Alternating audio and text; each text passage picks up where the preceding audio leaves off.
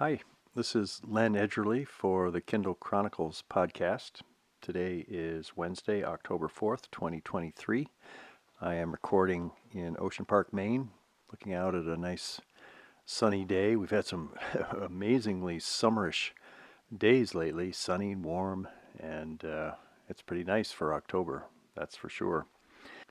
My interview this week is with an author, Nick Fuller Googins, who I visited with last week on Thursday, September 28th, at the Elements Coffee Shop in downtown Biddeford. That's a great spot, by the way. It's at 265 Main Street. It's Elements Books, Coffee, and Beer.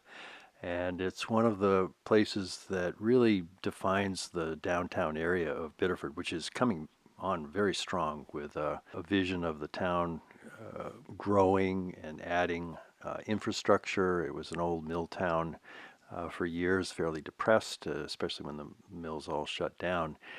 And this is the place where Darlene and I have we've reserved a condo that's going to be built in about 18 months down by the river, not far from downtown.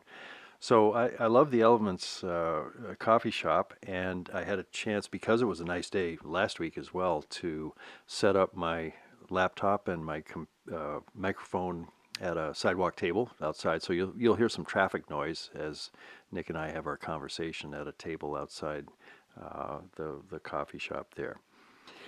Nick's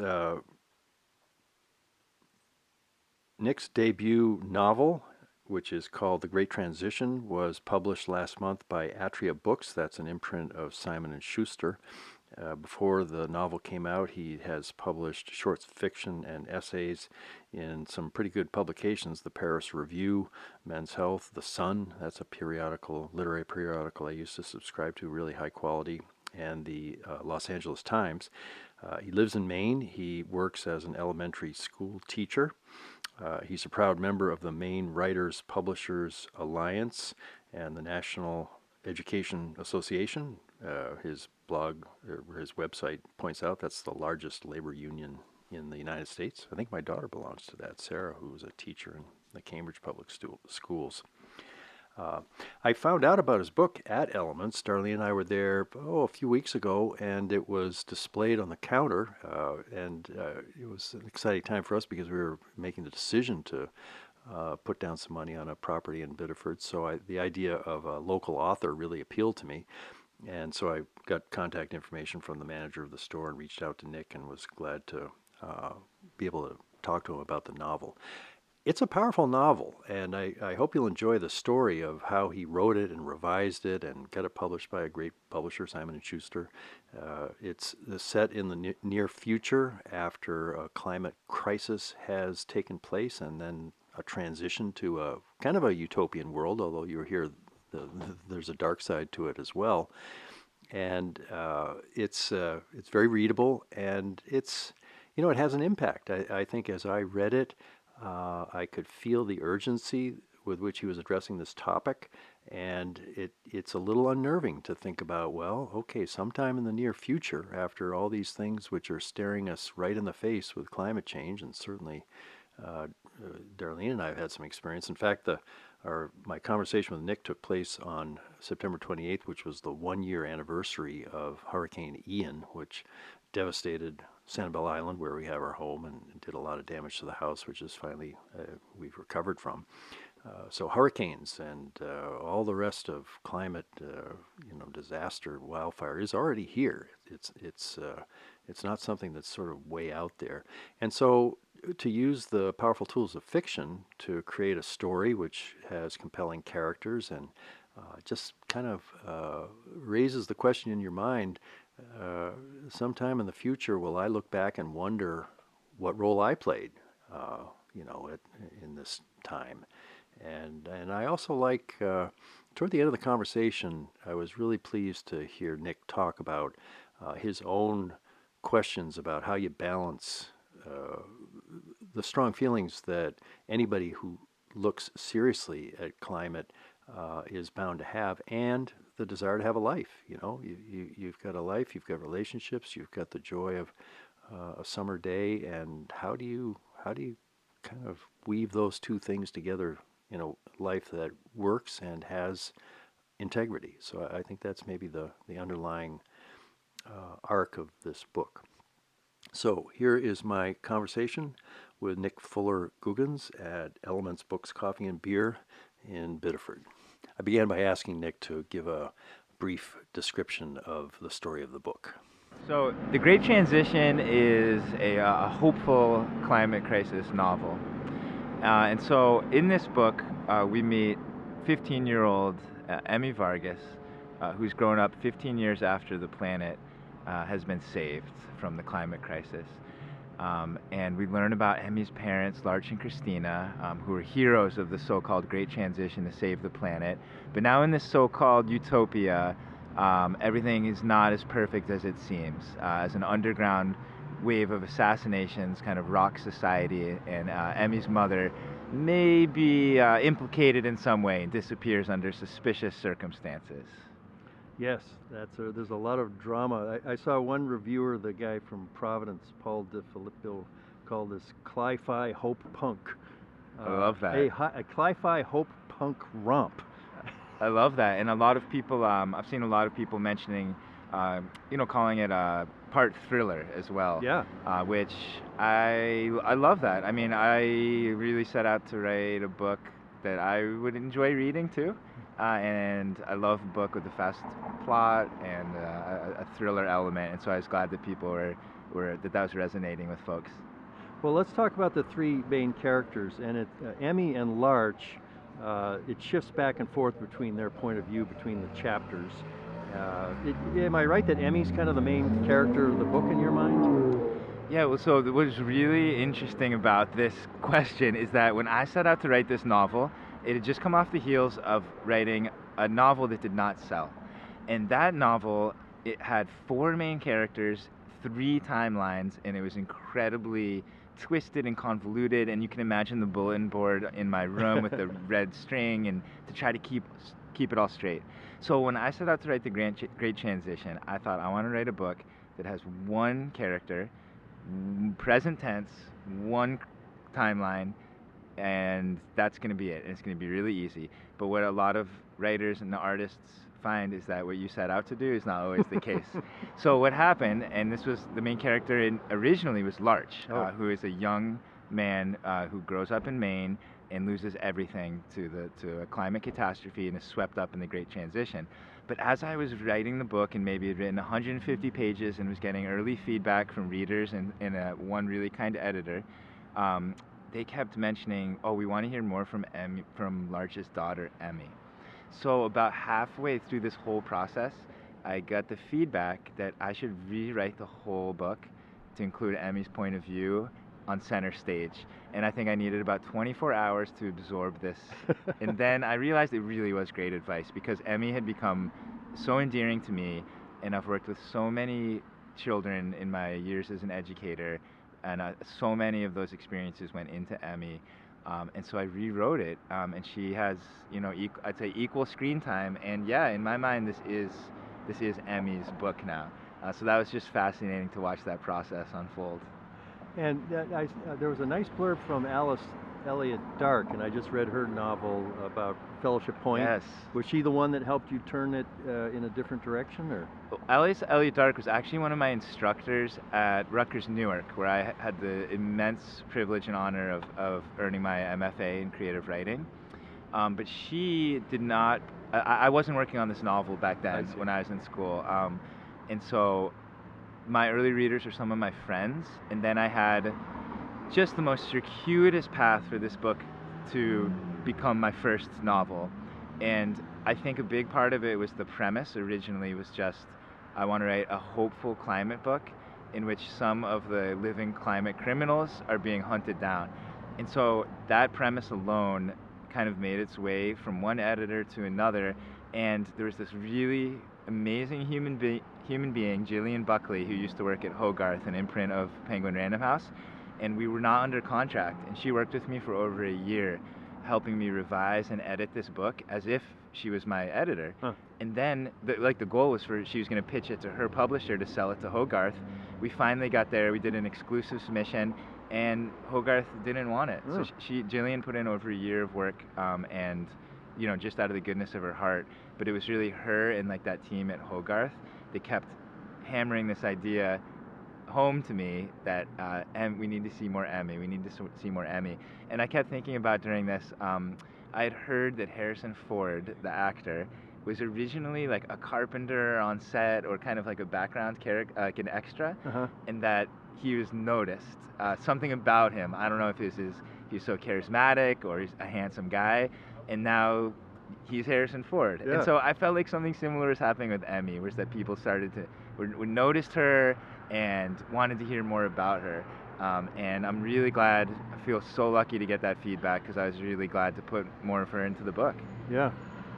And so, since we're talking about the history of the publishing, how did you end up at Simon & Schuster with Atria? After Hogarth declined, then what happened is the literary agent who represents me sent it out in submission to maybe a dozen or 24 editors who she thought would be a good fit. And then Sean DeLone, an editor at Atria Books, was really excited about it, and we had some conversations, and quickly, came to the conclusion that this was a really good fit. He kind of sees the hopeful vision in this, which was really important to me, and so it was a done deal from that point on. I was worried that you might say that the Atria editors might say, well, this is too complicated. We want to go back to one character in a simple timeline. Right. Get rid of this Emily character. Oh my gosh. I mean, one thing that did happen once we were into revisions with Atria is that there's a third character in this book, and it's Christina, Emmy's mother. And the conversation started to become, should we hear a little more of Christina? Should she have equal stage time as well? And so the conversation did open up into, do we need another rewrite? Which I wasn't opposed to in terms of work or the effort, just because I know now this is such a long process, and I wanted it to be a book that I was happy with, and so I wasn't opposed to rewriting it again. But I decided that because of the plot of the book, and again, like pretty early in the book, and this isn't a huge spoiler because I think it's right on the flap, is that in this utopian near future where humanity has saved the world, this wave of assassinations kind of rocks society. And in this moment, Christina, Emmy's mom, disappears.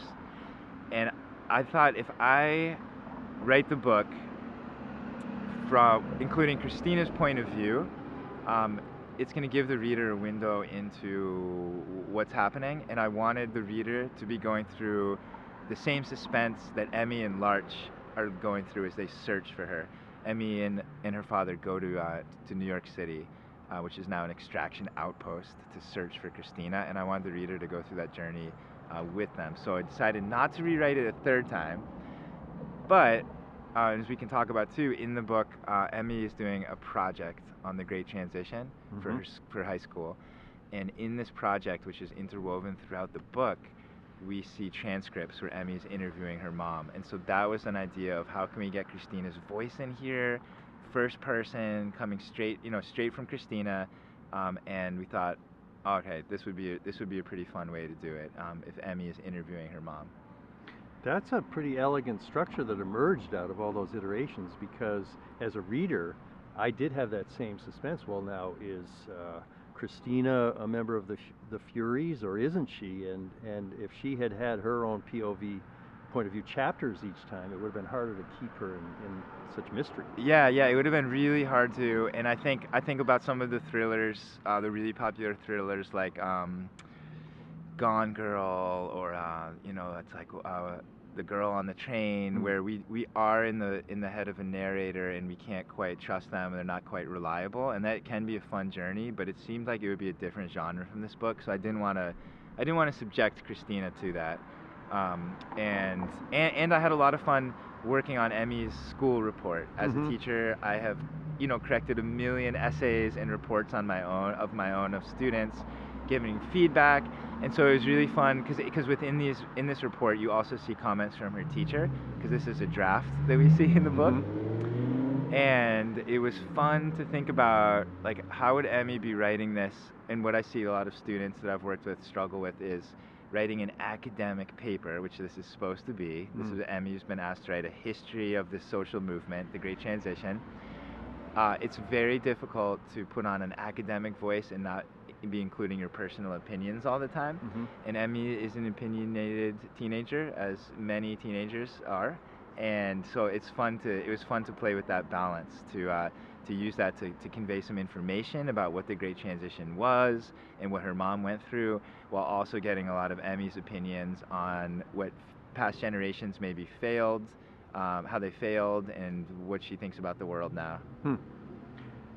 There's Emmy's love of what she calls oldies, which I guess is the 90s from her perspective. I was listening to a little Nirvana as I was reading the book and putting this together. So what else is on her playlist? Yeah. So Emmy, you get, it's in the first 2 pages of the book.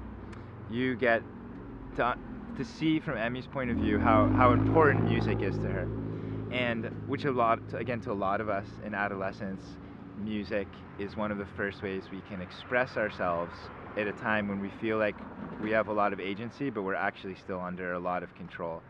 And so music is just so central to so many of us in adolescence, and Emmy has really fixated on what she calls the oldies. And so this is music that was recorded before the climate crisis. So she talks about Beyonce and Taylor Swift, the 1990s, even earlier, the 70s, the 2000s, the 2010s.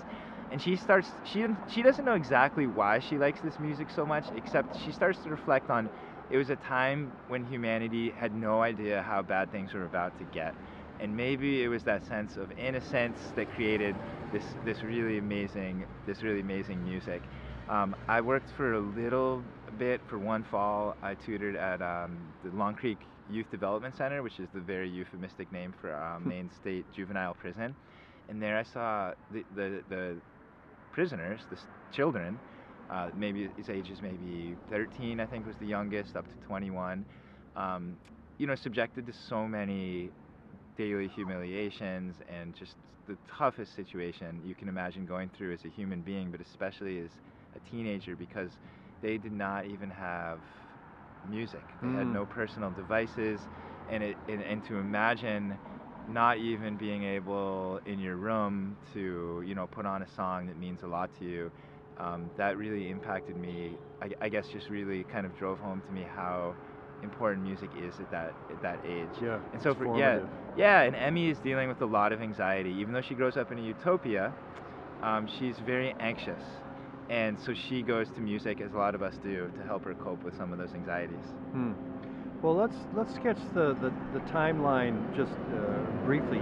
You've got the climate crisis, which takes place in the near future, and then does the Great Transition lead to net zero day as it's celebrated? Yes. So I purposely did not put a date on this, as a lot of people have noticed. There's no year saying, okay, it's not like in 2040 this is going to happen. And I just wanted to be in the near future. And so we get some hints. There's some mentions of quantum computing. So we get some ideas that, okay, maybe this is decades in the future. But the basic premise is that in the near future, decades from now,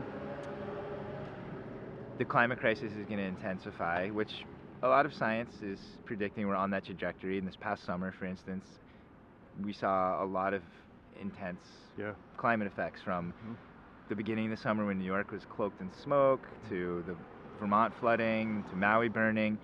I teach 4th grade here in southern Maine in a school that's 100 years old, and our first full week of school, we were told on the 4th day of school we could no longer teach in our classrooms because it was too hot. It was 92 degrees in our class.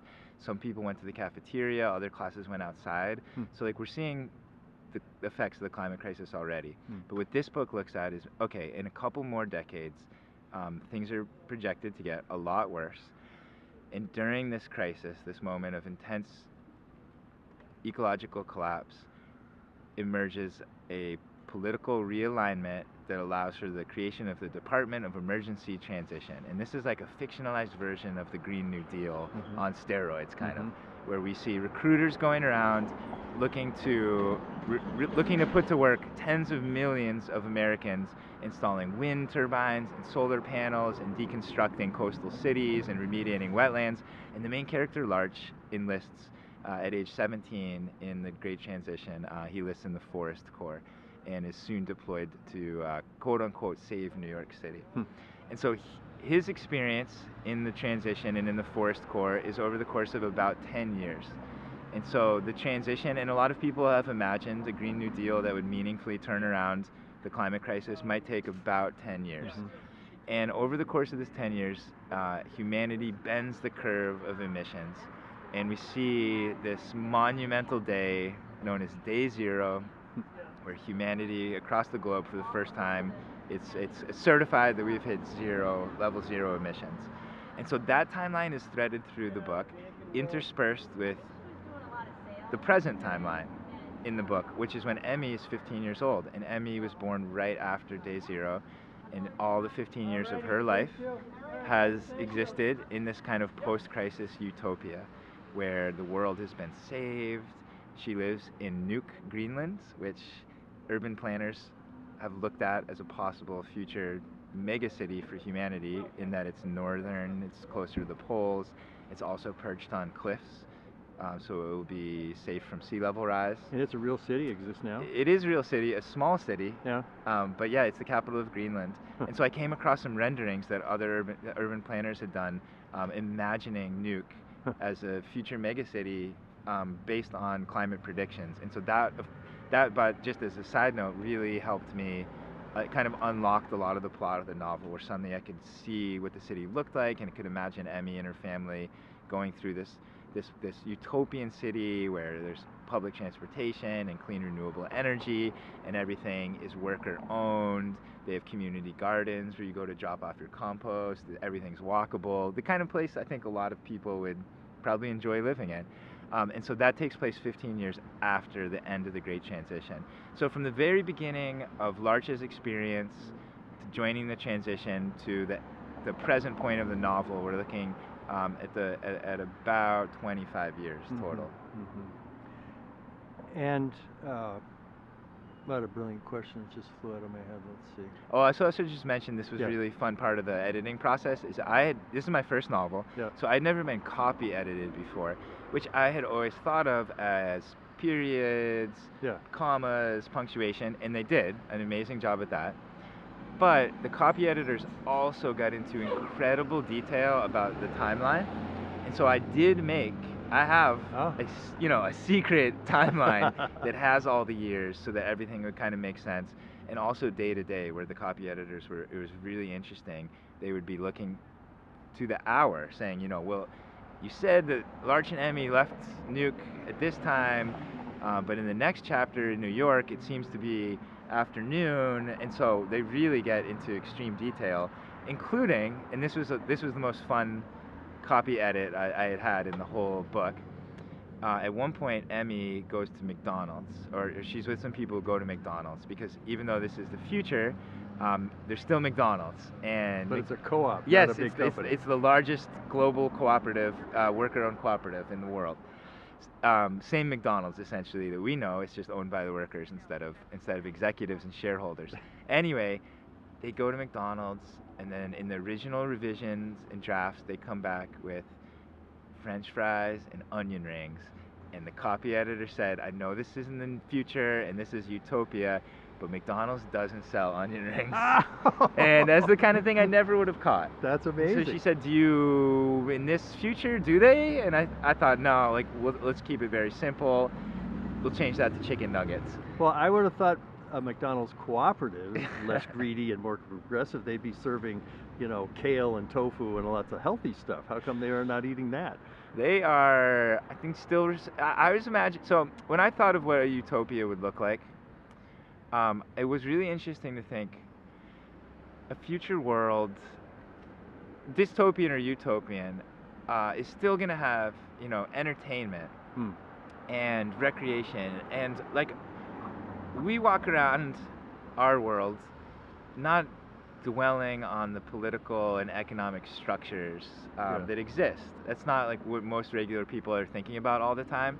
And so I wanted the characters to also just be reflecting not on, the political or economics, because that just it didn't feel realistic. And they're interested in what most people are interested in. And so, for instance, Emmy's father, Larch, who during the transition is a hero of the transition for many reasons, but also really finds purpose in cooking. Mm-hmm. And so he becomes, he just throughout the transition, he's known as someone who will be getting up early to cook breakfast for hundreds of people. And after the transition, he finds himself as a chef, nutritionist for a professional basketball team, a WNBA team that is relocated to Nuuk. And so in this utopian world, we have still, which I do believe would still exist, you know, we would want to watch sports, Yep. and there would still be concerts and musicians, and people would still enjoy some comfort food, like a Big Mac. And, you know, it might be, I could imagine, you know, and I don't get into this in the novel, it's just, it's not even on the radar of what the characters are talking about, but you don't see them cooking meat. And a lot of, you know, scientists or policy people have pointed out that consumption of meat requires an enormous amount of energy, and so we could imagine a future world where that's more sustainable. There would just be less meat options. It would have been hard to get to 0 day if Yeah, the meat yeah, consumption exactly. didn't go down. So I let the reader do a lot of filling in the Yeah. pieces. So I think, so going back to the McDonald's part, when they go to McDonald's, I think the way I phrase it is they came back with fries and nuggets. And so you can kind of Tofu nuggets. Yeah, is this soy? I don't know. You can kind Yeah. of infer that, all right, in this future world, it's probably some kind of other substance. Yeah, yeah.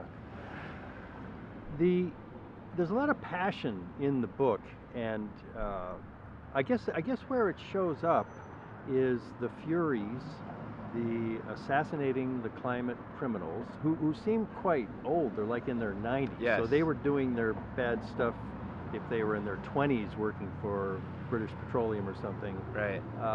And how do you experience as the author your own level of anger or passion or just frustration at where we are now and how that might lead to not a hopeful future, or Sure. a negative future? And did you have to dial back your anger or your passion at all in writing it, or what role did it play? Yeah, that's such a great question. I think I could imagine a different origin of this novel would be out of that anger. But actually the novel, my first idea for the novel came out of a moment of really intense hope.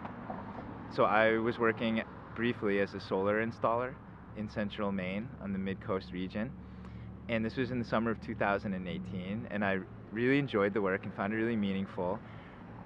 And I was partly doing it because I have always cared about the environment and was under no illusions that spending a month installing solar panels was going to save the planet, but on like an individual level, it felt pretty good to do, to leave a job and know, okay, here's another few kilowatts that are being produced from sun. But during this summer, this was the summer when 2018, when Alexandria Ocasio-Cortez won her upset primary, and it was the first time I'd ever heard of this plan called the Green New Deal, which is based on a national, almost wartime mobilization plan. There's a lot of parallels to the mobilization that we undertook to defeat global fascism in the 1940s. That what we would need to do as a nation to truly overcome what we're facing. And so I, for the first time, felt a little bit hopeful that, I think I was a realist. I am a realist and realized this is still a very slight chance that this could ever pass.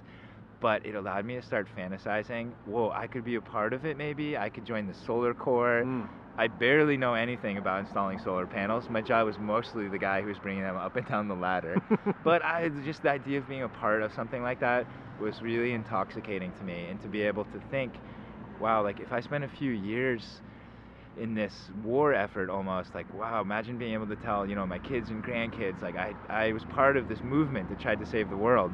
So I just want to preface this question by saying that it came out, that was the first idea for the novel. It came out of a lot of hope and imagining, well, what would this movement look like if it succeeded? But then as I was doing research for the novel, I came across, I read one book called the Petroleum Papers in particular that was very eye-opening. And I learned about what people call the carbon majors, that are 100 corporations and government institutions that are responsible for over 70% of all emissions since the 80s, which is when almost all emissions have been produced. And that's bad, because if we say 100 entities, let's talk about like the C-suite, CEO, CFO, COO, or a board of directors. We're talking thousands of people, maybe not even 10,000 people that are kind of responsible for this. But then it got even worse, because I would learn about there's currently a number of lawsuits against big oil companies. And in the discovery process, a lot of papers have been coming out that the company's own scientists knew with really, really uncanny accurate predictions what was going to happen if they continued down this path. And so they had this information before most people did, even before some governmental officials did. And what did they do with it? They continued on their extraction process, but even worse, did a lot of lobbying and public misinformation at some really crucial moments, like the 90s during the Kyoto protocols, when there was some momentum towards a climate solution. So it's I would think I started, as I learned more and more about this, it's hard to not be upset and think about like, this is a small group of people that really, I find, is responsible for most of this. And so at the same time, I'm also an elementary school teacher, and so I use a process called restorative justice in my classroom. And I've been trained in this. This is a form of discipline that's yeah, we call it classroom management. Mm-hmm. And what it does is, say, two kids get in a fight in line. So we bring them together if they both agree to be part of this conversation, and then there's a series of questions, so it's very predictable. And the first is, from your perspective, what happened? What were you thinking at the time? What have you thought about since? Who is most affected? And then the last question is the really transformative one, where I've seen this work. It's just so amazing and it works, is what needs to happen now to make things right? And the kids can work together, and it's really wonderful when it works, because the kid, usually for kids and all of us, if we've hurt somebody, there's a lot of feelings of shame and embarrassment and guilt, and it feels great to be able to really relieve ourselves of that and to help work towards a solution. So in the classroom, practicing with restorative justice and thinking about this kind of injustice that had happened on a bigger level, it just made me wonder what like real justice would look like for those who I believe put us in this current precarious situation we're in. And so I was imagining different solutions, like what if, first of all, like a heartfelt apology, which seems kind of like substantially meaningless, but for a lot of victims, that's really important. Instead, what we've seen is a lot of the oil and gas executives have been claiming that they haven't done anything wrong, and other solutions could include, I'm just imagining, like committing the infrastructure towards a transition, like towards clean energy. Personal for some of the executives involved, whether it's like personal service or monetary contributions towards a meaningful transition. Because I just started to think of this idea, like seeing the kids in my class, that justice is a human need. We have the hierarchy of human needs, and I've read some papers by social scientists who think that justice really should be in that hierarchy, because in the classroom, if justice is not settled, if there's an injustice, it just kind of flares in different ways. And I think we've seen this in the country, where a lot of people, after the Great Recession, when no bankers were ever charged with anything or ever held accountable for tanking the economy and so many people losing their mortgages and retirements, we saw a lot of resentment there, because those executives, the companies got bailed out, they're living great lives now. And where did that resentment go? A lot of people think it went into the Tea Party, eventually to the election of Donald Trump, the divisiveness we see now in the country, January 6th, and so on. And so it does make me think, what happens if what happens when injustice is just left to fester? And coming back to the book, this is the most extreme example when justice is not had. Like, sometimes people will try to take it into their own hands, and that's what we see with this group called the Furies.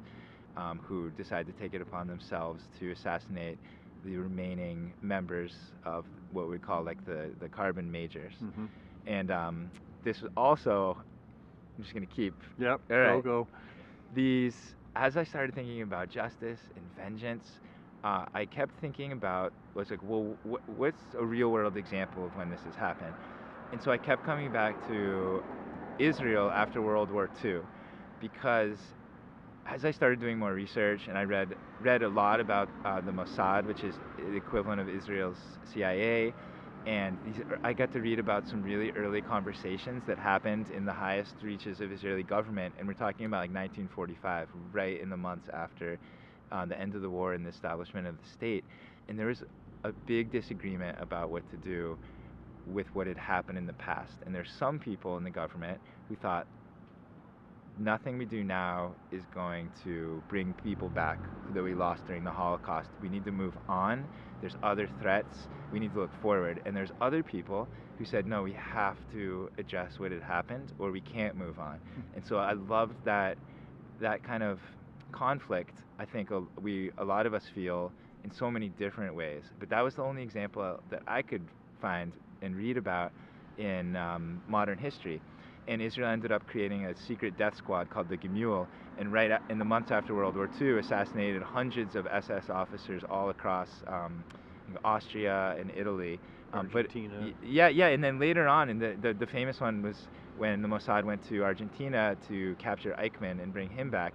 And so what we saw over subsequent Israeli administrations is that this conversation was not settled.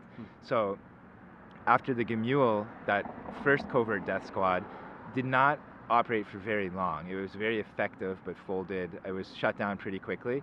But then later administrations in the Israeli government kept bringing back this idea that, like, we still have not achieved justice. The people who caused this harm are still out there and are living normal lives, and we can't go on with allowing that to happen. And so a lot of those ideas went into the book, and this becomes a huge conflict too between Larch and Christina. And when the book opens, they've been married for 15 years, and their marriage is on the rocks for many reasons.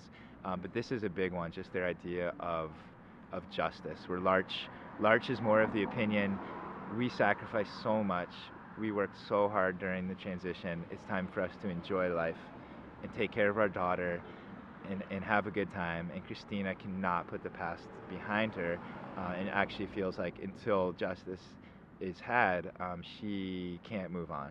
And she's worried that if you don't get to justice, there's a very evocative phrase that she quotes somebody that what you hear is the sound of the past coming for you. And this is the reason that Emmy is so anxious also, is that Emmy has been raised with hearing her mom for her whole life tell her that the people who caused the crisis are still out there. You get the idea, you hear kind of whispers that in other parts of the world, corporations are up and running again, and that a lot of the people that contributed to the climate crisis are now on the boards of different co-ops. And so Christina is warning that until we finish the job, and truly the transition truly succeeds, this could happen again, and there could be a second climate crisis. And so Emmy has kind of grown up with that anxiety. Well, it seems as to read it, the reader gets to decide if they agree with Christina or Larch, and in that way the reader is kind of Emmy, because she's hearing it from both her parents. Yeah. It's going to be her world that is the future. Was that your intent, just to sort of set the stage to prompt people to at least ask these difficult questions? I feel like a lot of Christina and Larch represent two warring voices in my head, and not necessarily just about the justice component, but also about just what I think a lot of us now feel about the climate crisis. If we read what's happening, like last year, 2022 broke the new record for the most emissions globally. None of the major countries are on target to reach their Paris Climate Accord goals.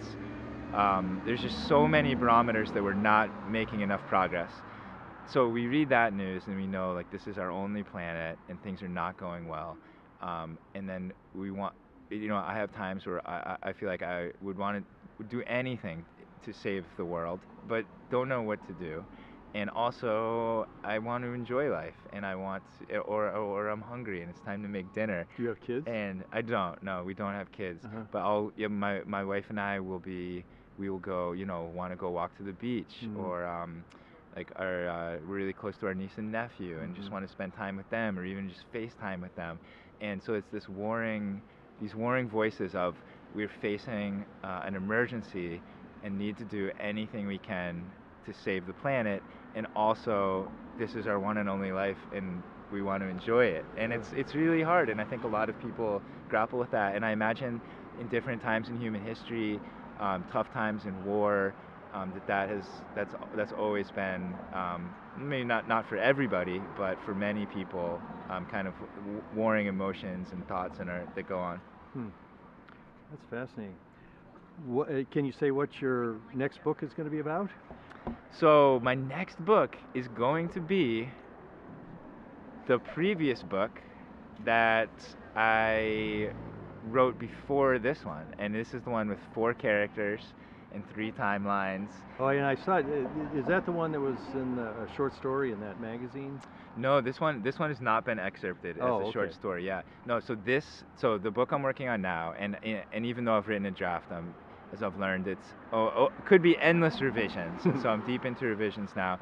This is a book about 3 sisters, and 2 of them were one-hit wonder rock musicians, and now it's years later, and they're really struggling with writing their second album, and one is really struggling with addiction, and ends up in jail with a very high bail.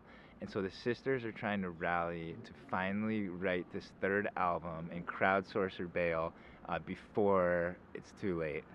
And there's a number of themes that are very similar to this book, even though the one I'm working on now is contemporary, takes place, in our society, but we see a lot of similar themes of activism and of parents who both want to save the world and take care of their family, and how those 2 wants can kind of be in conflict with each other. Justice must be a big theme too. Justice is a lot of it centers around justice, and the main character, the younger sister, who's not one of the washed up rock musicians, is an evolutionary biologist, and so that has been really fun to get into the world of biology, and she specifically is an expert in ants.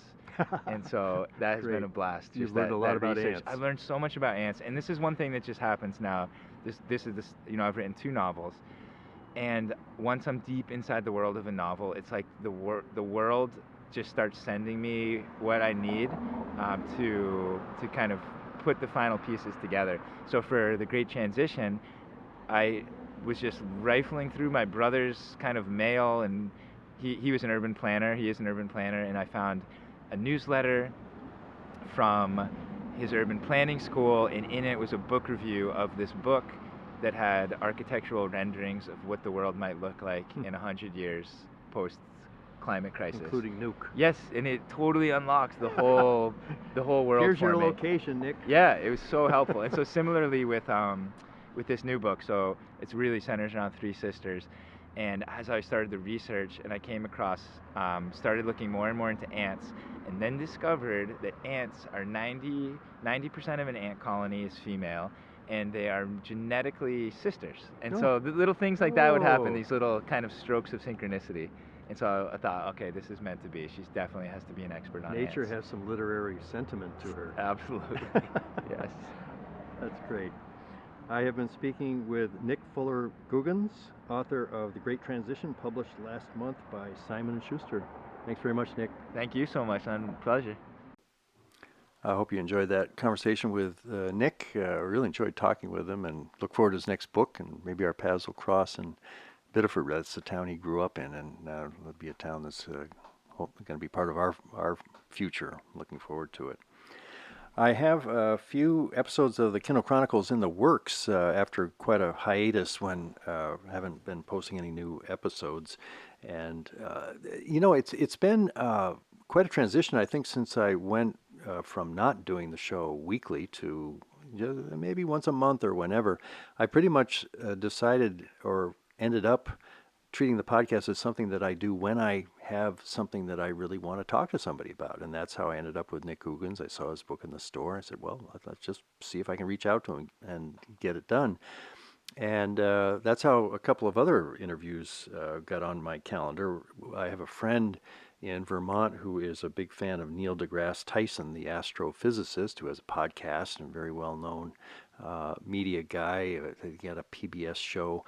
I'm not that interested in astronomy. I never have. I have it in the same category as sports. You know, I wish I had time to follow the Red Sox and the Patriots and everything, but I just have never thought the payoff would be large enough to spend the time on it. And I kind of feel that way about what's up in the sky. I look out in the morning and I see something bright and I think, well, I guess it might be a planet. Who knows? But after reading this book, which was published last month by Neil, it's To Infinity and Beyond, A Journey of Cosmic Discovery, I certainly have had my eyes open to it, and I'm really looking forward to talking with him. We have an interview scheduled next week, October 13th, and so I'll have a show up on that relatively soon afterward. The other, I read the New York Times Sunday edition on paper each week, and there was a great book review in the book review section by Dwight Garner, who's somebody, you know, you have these people that they've written something or you've heard them, and you just, every time I see the name Dwight Garner, I stop and I read, and I love his book reviews. This one was, I think, a biography that he had reviewed, and it was really interesting. So, and in the bio note, it said Dwight Garner has a book coming out. Well, when somebody who's well known has a book coming out, that's a good time to reach out and say, "How would you like to be on a podcast?" and have some, especially a bookish podcast like mine. So I'm in the final phase of getting interview set up. I think it's going to be for early November when Darlene and I are back on Sanibel in Florida. And the book will be published October 24th. The title is The Upstairs Delicatessen on Eating, Reading, Reading About Eating, and Eating While Reading. These are a lot of my favorite things, so I'm looking forward to that. Tomorrow, if all goes well, I am going to do something which I haven't done before in over 700 episodes of the show, which is to do a podcast, a regular Kindle Chronicles podcast, in which I look back on about 10 things that I didn't have time to put into the episode that I did after I went to the new products event at HQ2 that Amazon put on. A lot of fascinating things. And so I want to talk about, you know, the sound bar and the Echo home control unit and some other things, and just, you know, look back on some things which I wished I'd had time to talk about. So it's my show. I created a whole new episode. And I think I'm going to record it as a video as well. So I'll be miking myself up and putting it all together in iMovie as well as Logic Pro. It's going to be fun. It's something I've never done before, and I think it will be intriguing. I've got quite a few followers on YouTube for some reason. So maybe that's something that I would start putting together for the show, to have a regular podcast version of it. And then the episodes show up on YouTube, but they're just the only graphic is the show notes photo that I have. Like, you'll see that on YouTube for this episode. But maybe it'd be fun to just record the people I'm talking with in Zoom and put it up on YouTube and the podcast. So new tricks for an old podcaster. That's something I'm going to be playing around with for the next couple of days. If you have any thoughts or questions, always feel free to send me a email, podchronicles@gmail.com. The other email I use is len@sanibeljournal.org. That's another podcast that has been a little bit dormant, but I bet I'll have some things to talk to people about when I get back on the island and see how recovery from Hurricane Ian has gone. Thanks for listening. It's great talking with you here, and I'll be back in your podcast inbox soon.